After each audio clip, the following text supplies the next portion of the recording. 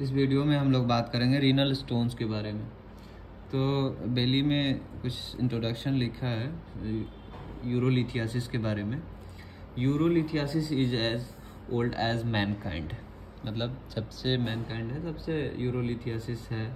First documented cystolithostomy as was described by Sushruta, an ancient Indian surgeon in almost 600 BCE। ठीक है ना। और जो डेवलपमेंट ऑफ शॉकवेव लिथोट्रिप्सी हुआ है ना, और इंडो यूरोलॉजिकल प्रोसीजर जो कि रिवोल्यूशनाइज कर दिया, एकदम चेंज कर दिया ट्रीटमेंट के ऑप्शंस को। ठीक है ना। Incidence of bladder stones has decline progressively, जो कि मतलब इंसिडेंस कम हो गया है और पेन को कम कर दिया है, पोवर्टी का कम पेन को, that progressively owing to the alleviation of the poverty and improvement in basic nutrition, and the modern world is witnessing a steady increase in the incidence of renal calculi। Modern world में renal calculi बढ़ा है incidence. ठीक है। अब ये life time risk होता है 1 to 20%, varies from the मतलब वेरीज करता है 1 to 20% तक। ये सबको रिस्क रहता है कि ये जो है मतलब रीनल स्टोन्स होने का चांसेस है। Recurrence of renal stone is high with 50% having recurrence with in the first decade of diagnosis. ठीक है ना। रिकरेंस होने का चांसेस होता है। अब जो है non modifiable factors associated with stone formation है। कुछ चीज़ें हैं जैसे कि एज जो है एडल्ट मेन में 4th to 6th डिकेड में होता है, और वुमेन में एडल्ट वुमेन में 3rd डिकेड में होता है, और पोस्ट मेनोपॉजल में रीनल स्टोन्स होने का चांसेस होता है। जेंडर में मेन जो है 2 गुना ज़्यादा चांसेस है कि स्टोन्स बने।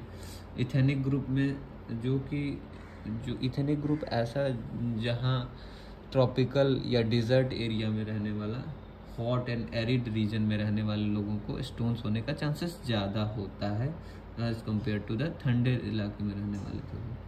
फैमिली हिस्ट्री में, जिसको फैमिली हिस्ट्री में फैमिली हिस्ट्री ऑफ स्टोन है, उसको 2.5 times more likely to develop stone diseases.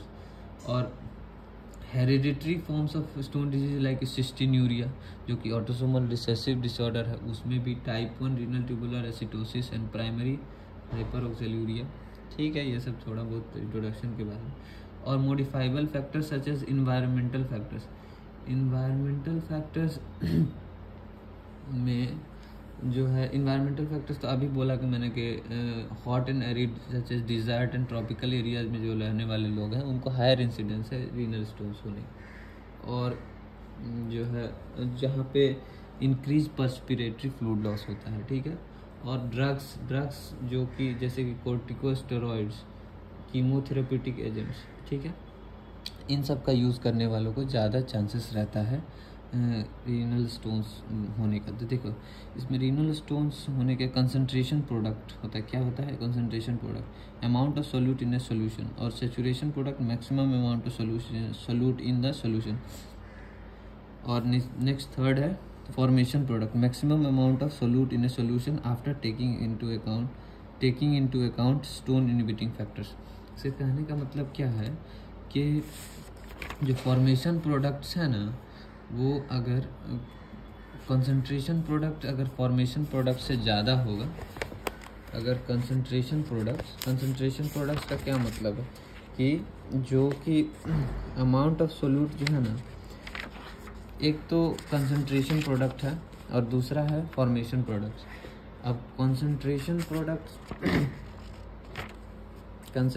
Product अगर ज़्यादा होगा फॉर्मेशन प्रोडक्ट से, कंसंट्रेशन प्रोडक्ट ज़्यादा होगा फॉर्मेशन प्रोडक्ट से, तो स्टोन फॉर्मेशन का चांसेस ज़्यादा है। कहने का मतलब है कि जब स्टोन इनहिबिटिंग फैक्टर्स होता है, स्टोन इनहिबिटिंग फैक्टर्स जो है जैसे कि सिट्रेट हो गया, पोटेशियम हो गया, मैग्नीशियम हो गया, टैम हॉर्सफॉल म्यूकोप्रोटीन्स हो गया, ये सब चीज़ है स्टोन को बनने से रोकता है। अब इस सब को जो इनहिबिटरी फैक्टर्स है, अब और पीएच चेंजेस है, तो ये पीएच चेंजेस भी मतलब इसको चेंज करके स्टोन इनहिबिटिंग फैक्टर्स बन सकते हैं। तो इस सब को एलिमिनेट करने के बाद ये सब एक्शन करता है, फिर भी अगर स्टोन बनता है, क्या बोलता है, when concentration is culprit salts such as calcium and oxalate overwhelm inhibitory factors they precipitate into crystals. ये जब कैल्शियम और ऑक्सलेट ओवरवेलम कर जाता है इनहिबिटरी फैक्टर्स को, तब जाके बनाता है, प्रेसिपिटेट करता है इनटू क्रिस्टल्स में, ठीक है। और these crystal nuclei may washed off with the flow of the urine and they may anchor into sites like renal papillae and form Randall plaques। ये सब पैथोजेनेसिस में पढ़ रहा हूँ मैं रीनल स्टोन्स के, ठीक है। तो variation in the pH may also facilitate inhibit urine stone growth and acidic pH पर देखो, जैसे कि एसिडिक पीएच होता है ना, तो वो प्रेसिपिटेट करता है कैल्शियम ऑक्सलेट स्टोन्स को। बट जैसे कि अल्कलाइन पीएच होगा, तो अल्कलाइन पीएच होगा तो ट्रिपल फॉस्फेट स्टोन्स जैसे स्टैगहॉर्न फॉस्फेट, स्टॉकहॉर्न स्ट्रूवाइट स्टोन्स को प्रमोट करता है, कैल्शियम मैग्नीशियम अमोनियम फॉस्फेट को प्रमोट करता है, ठीक है। तो सबसे पहले टाइप्स ऑफ स्टोन्स पढ़ लेते हैं।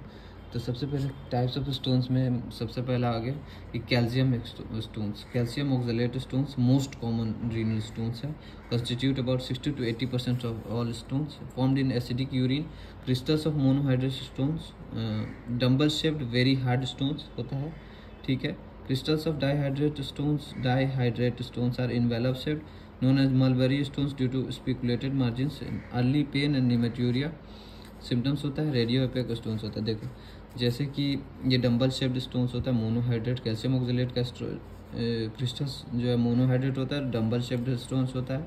और जो डाईहाइड्रेट स्टोन्स होता है वो इन्वेलप शेप्ड होता है, जैसे कि यहाँ पे पिक्चर में हम देख सकते हैं कि ये यहाँ पे जैसे कि दिख रहा है हमको कैल्शियम ऑक्सलेट स्टोन्स, ये जैसे कि calcium oxalate stones monohydrate stones है, तो डम्बल शेप दिख रहा है। जैसे कि रेडियो पेक होता है, सिन एसिडिक यूरिन दिखता है, डम्बल शेप होता है। इन्वेलप शेप ये वाला है, इन्वेलप शेप यहाँ पे दिख रहा है, envelope shape most common type of the renal कैल्कुलाई, ठीक है। और नेक्स्ट वाला स्टोन्स है। अब इसके लिए हम रिकरेंट कैल्शियम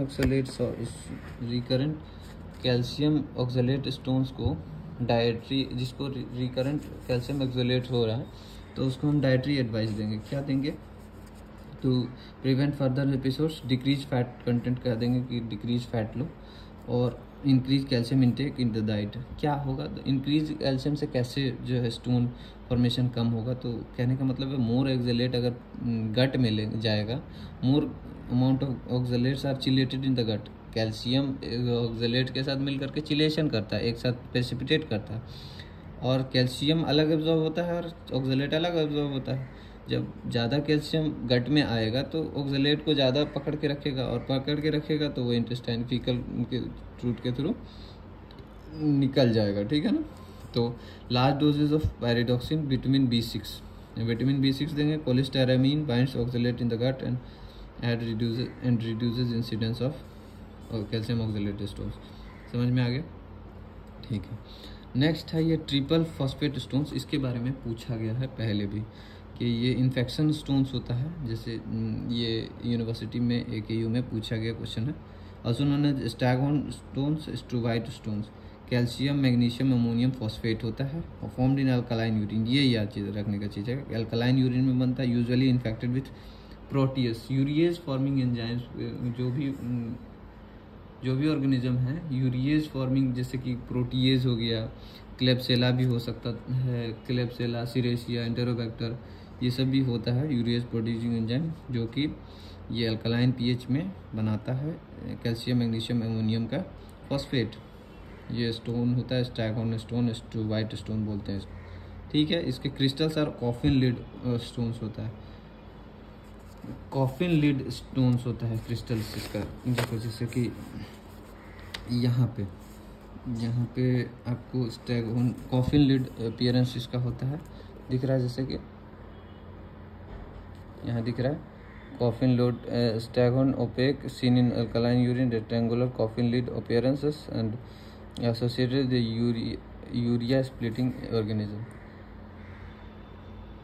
ठीक है, उसके बाद smooth dirty white appearances increase in the size becoming more symptomatic before becoming more symptomatic. Recurrent triple phosphate stones के लिए क्या करेंगे सर्जिकल मेडिकल मैनेजमेंट क्या करेंगे, तो एसीटो हाइड्रोक्सेमिक एसिड देंगे मेडिकल मैनेजमेंट के लिए। रिकरेंस को रोकने के लिए एसीटो हाइड्रोक्सेमिक एसिड देंगे। ठीक है ना। तीसरा है सिस्टीन स्टोन।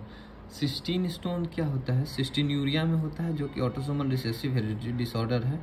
और सिस्टीन जो है होता क्या है कि सिस्टीन जो है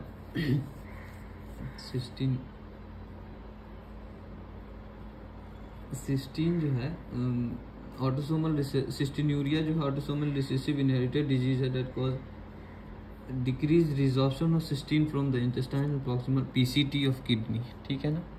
सिस्टीन यूरिया में यही होता है कि इंटेस्टाइन और सिस्टीन का रीअब्जॉर्प्शन इंटेस्टाइन और पीसीटी से कम हो जाता है। और cystine is insoluble even in physiological pH. ठीक है। और रेडियोपिक स्टोन्स होता है वेरी हार्ड होता है, ये क्रिस्टलाइन स्टेट्यूस होता है, double due to disulphide bond होता है। और crystal structure is hexagonal, very hard to break by ESWL यानी शॉक वेव लिथोट्रिप्सी से ये नहीं टूटता है। ठीक है ना।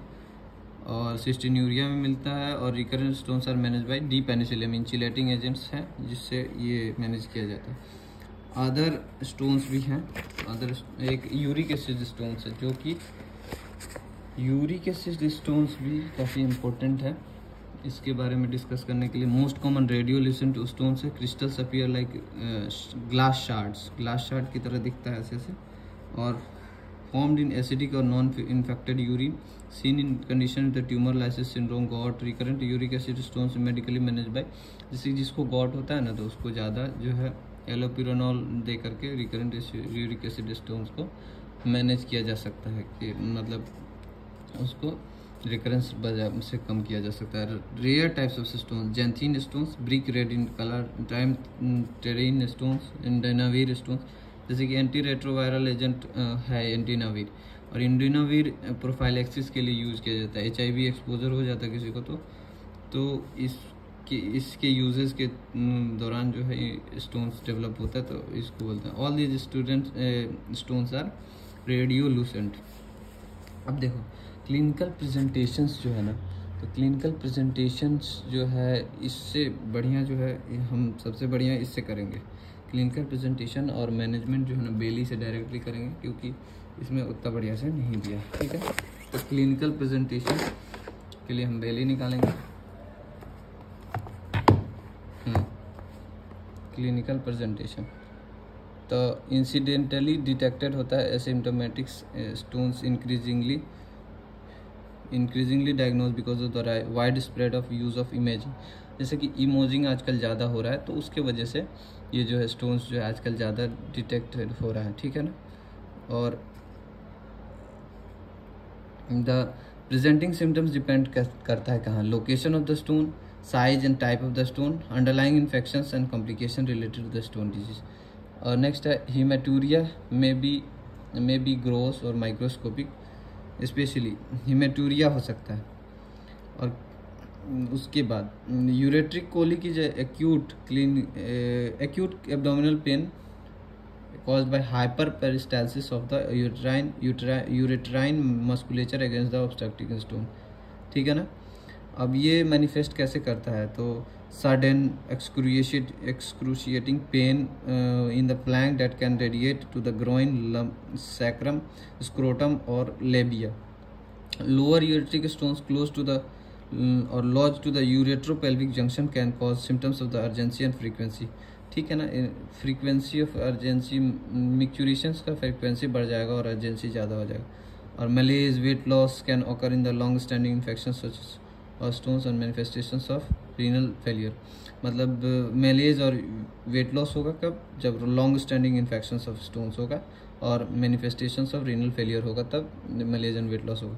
High grade fever which is suggesting underlying it, अगर हाई ग्रेड फीवर होगा जो कि सजेस्ट करेगा कि अंडरलाइंग यूटीआई है और शुड बी कंसिडर, इमरजेंसी में इसको जो है देखना है, ठीक है ना। तो उसके बाद फिजिकल ड्यूरिंग हिस्ट्री, जब हिस्ट्री लेते हैं तभी जो है informations taking about 6 factors, diet, physical activity and fluid intake, history of urinary tract infections, gastrointestinal symptoms, previous surgical, ये सब चीज़ें, history, family history, previous treatment, stone diseases should be inquired about, ये सब करना चाहिए हिस्ट्री टेक। अब जो है ये सब तो ये हो गया क्लिनिकल प्रेजेंटेशन। अब रहा कि अप्रोच कैसे करेंगे यूरेट्रिक कोलिक को। तो यूरेट्रिक कोलिक को प्रेजेंट अप्रोच कैसे करना है, तो यहाँ देखना कि most common acute presentation of stone disease ureteric colic, समझ में आया। एक यूरेट्रिक कोलिक कब होता है, spasmodic contraction of ureteric musculature, ठीक है ना।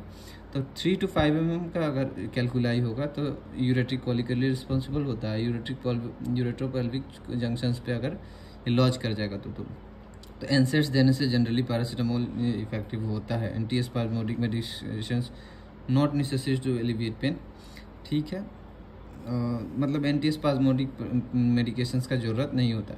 अब एक नेक्स्ट है एब्डोमिनल एग्जामिनेशन करते हैं तो रीनल एंगल टेंडरनेस पे मिलता है। रीनल एंगल क्या होता है, तो renal angle made between 12th rib and sacrospinous muscle, ठीक है ना।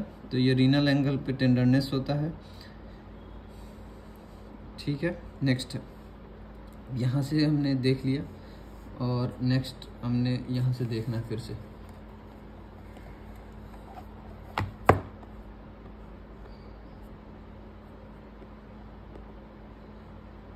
अब इन्वेस्टिगेशंस क्या क्या करवाएंगे, मेटाबॉलिक इवैल्यूएशंस। इन्वेस्टिगेशंस में देखो, इन्वेस्टिगेशंस में हमको करेंगे अल्ट्रासाउंड करते हैं किडनी, यूरेटर, ब्लैडर का, जो कि फर्स्ट लाइन इन्वेस्टिगेशंस होता है। बट यहाँ मैरो में बोला है कि ये उतना सेंसिटिव नहीं होता, लोअर पार्ट ऑफ यूरेटर को नहीं डिटेक्ट कर पाता है अल्ट्रासाउंड, तो इसके लिए उतना टेंशन नहीं लेना है। और नेक्स्ट है एनसीसीटी इन्वेस्टिगेशन ऑफ चॉइस है, non contrast in CT scan जो है abdomen, NCCT KUB non contrast CT scan, ठीक है। मैनेजमेंट में क्या करते हैं, तो हमने बताया जैसे कि मैनेजमेंट के बारे में। तो मैनेजमेंट जो है, मैनेजमेंट करने के लिए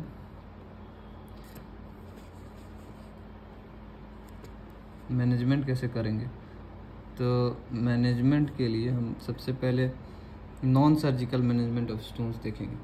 तो नॉन सर्जिकल मैनेजमेंट में हमारा में क्या क्या चीज़ आ जाएगा। नॉन सर्जिकल मैनेजमेंट में स्टोन्स के लिए वॉचफुल, सबसे पहले अगर patient with small less than 5 mm का नॉन ऑब्स्ट्रक्टिव एसिम्टोमेटिक और लोअर पोल रीनल कैलकुलाई होगा तो प्रिजर्व्ड रीनल फंक्शन में बी केप्ट ऑन फॉलोअप के लिए रखेंगे up to 90% of the 4 mm stones and 52% of 6 to 10 mm of stone pass spontaneously. और medical expulsive therapy कब करते हैं, तो टेम्सुलोसिन जो है is an alpha one adrenergic adrenoreceptor blocker, alpha blocker है, that causes smooth muscle relaxation of the distal ureteric muscle. It can be used for the distal ureteric stones larger than 5 mm and to assist passage of fragments following SWL. जैसे कि shock wave लिथोट्रॉप्सी करते हैं तो उसके बाद से जो fragment छोटा छोटा बढ़ जाता है तो उसको पास करने के लिए टेम्सुलोसिन देते हैं ताकि वो आराम से स्मूथ मसल रिलैक्स कर दे और पास कर जाए। और नेक्स्ट होता है extra corporeal ESWL, extra corporeal shock wave lithotripsy. तो extra corporeal shock wave lithotripsy होता है तो उसके लिए हम क्या है, based on blast wave dynamics होता है, ब्लास्ट वेव डायनेमिक्स पे बेस्ड होता है। अच्छा ठीक है, तो एक्स्ट्रा कॉर्पोरियल जो है, एक्स्ट्रा कॉर्पोरियल क्या है यहाँ से देख लेंगे। Extra corporeal based on blast wave dynamics होता है। Uretero ultrasonic waves targeted to the stone shatters it to smaller pieces, छोटा छोटा कर देता है। Patient has lie still and Dornier apparatus use होता है, one of the strongest apparatus, the shatter stones going to travel down the ureter. Complications of extra corporeal shock waves use करोगे तो क्या होगा? लिथोट्रिप्सी पेन होगा, most common complication हेमेटूरिया होगा, stone street बन सकता है, मल्टीपल फ्रैगमेंट्स ऑफ जनरेटर, ठीक है ना। इसको स्टेन स्ट्रेस बोला जाता है, बेली का लाइन। अब देखो multiple settings required to in case of largest stone. अगर बड़ा स्टोन्स होगा तो उसके लिए मल्टीपल सेटिंग्स में तोड़ेंगे, नहीं तो एक बार सब तोड़ देंगे तो सब लॉज कर जाएगा, तो फिर प्रॉब्लम हो जाएगा। तो कॉम्प्लिकेशन के लिए मल्टीपल सेशंस और contraindications of extra corporeal shock wave क्या क्या है? तो प्रेगनेंसी है, अनकंट्रोल्ड ब्लीडिंग डिसऑर्डर्स है, और stone more than 1.5 centimetre size है, pregnancy, presence of cardiac pacemaker है, चिल्ड्रन जो कि सोएंगे नहीं लगातार, ओबीस पेशेंट में नहीं, अल्ट्रासाउंड वेव्स जो है नहीं जा पाएगा, very hard stone like cystine stones जो है नहीं करेंगे, obstructive system, obstructive distally like ureter, मतलब डिस्टली अगर ऑब्स्ट्रक्टिव रहेगा तो कैसे करेंगे, सीधी सी बात है।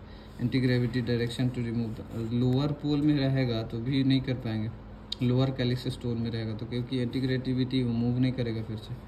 तो अगर एक दूसरा ट्रीटमेंट है, अगर कॉन्ट्रा इंडिकेटेड है extra corporeal wave shock wave lithotripsy, तो PCNL करते हैं, परक्यूटेनियस नेफ्रोलिथोटमी करते हैं।